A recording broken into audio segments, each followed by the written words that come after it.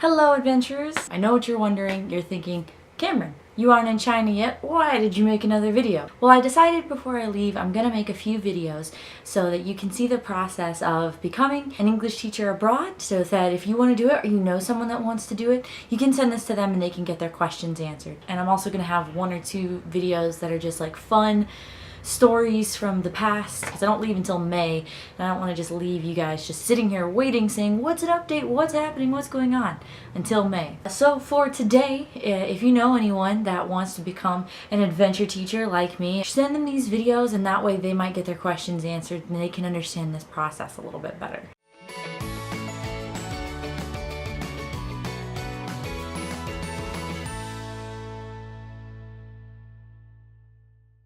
So, you want to teach English abroad, huh? Have you really thought about it? Have you really considered it? Are you ready to pack up your entire life? Are you ready to live out of a suitcase? If you are, here's a few things you can look into when you start applying for these jobs. But first question is, where do you want to go? It's important that you choose a location that you really want to go to.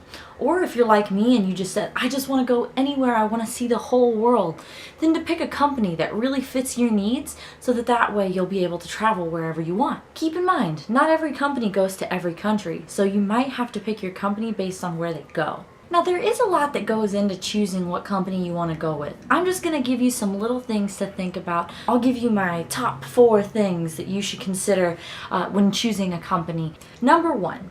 How reputable is the company?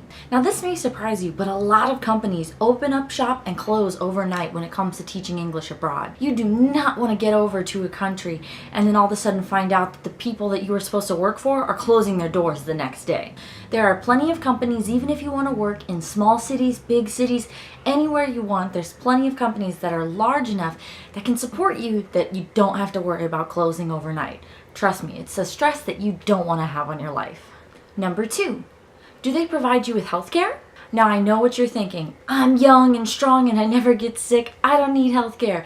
That's not the case. What if you get over there and you try all this new food and you end up with a stomach bug? You might need to go see a doctor to get fluids or hydrated or something like that. So even if you don't usually catch the flu or colds or anything like that, you're going into a whole new environment, all new food, all new germs, all new diseases. You need to know if your company provides health care. But really, most companies should provide this or tell you how you're able to get it. Number 3, do they provide you with a housing allowance or actual housing? This may not be something that you require. You may be fully ready to pay for your own housing depending on if you're going to your dream city. But if you're trying to save money, like I am, it's a really good idea to look for somewhere that either provides you with a housing accommodation, all on their own terms, or they give you some small stipend or housing allowance that covers like cost of living in your city as far as rent goes. Number 4, do they reimburse you for all your visa expenses and help you with all the paperwork? This may come as a shock, but all the paperwork that you have to fill out to go over to another country can get really, really expensive. I didn't realize how expensive it was. I was just cool with them reimbursing me, but then I started paying for it and I realized, wow, this is a lot of money. That's an important question to ask. If you're not trying to drop several $100s on your paperwork, then you should have a company that's definitely going to reimburse you. Alright, so those are really the top 4 things that you should think about when you're looking at companies. Now, I know I said I wasn't going to overwhelm you with all the other things you should consider. I'm not going to give you any detailed information on all of those things. I'm just going to give you a super fast list of other things to keep in the back of your mind. Are you ready?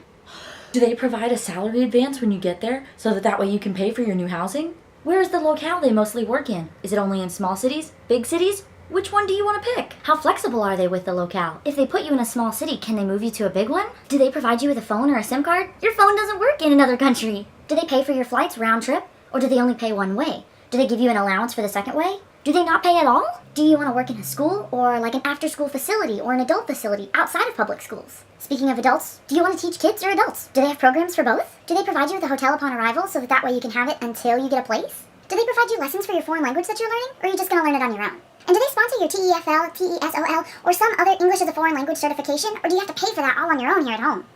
Oh, we made it through. We made it through together. We did it, guys. I went through all the things you want to think about and more. No, that's not true. There's probably even more things that you should consider and that you want to think about. But those are just the things I think are super important. I found super important. I found super helpful. All right, so you thought about all these things. You did all this preparation. You're ready to go. So you pick a company and you put in your application.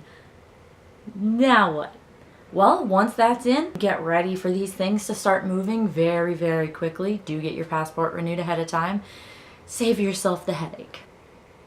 Keep in mind that you're probably going to be doing Skype interviews because a lot of your recruiters are actually in the country that you're going to want to go to. This also means that these interviews could be at crazy times of night or crazy times of day because there could be a huge time difference between you and them. But as long as you're prepared for it, it's totally fine. It's not weird. You just kind of got to think about it ahead of time.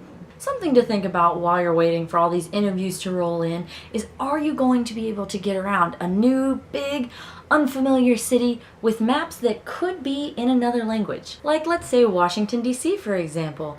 Can you get around there and not almost have to spend the night in a public bathroom and get chased by a screaming homeless lady? That's right, that exact thing happened to me and more, and I'm going to tell you all about it next time on Adventure Teacher. Keep adventuring, guys!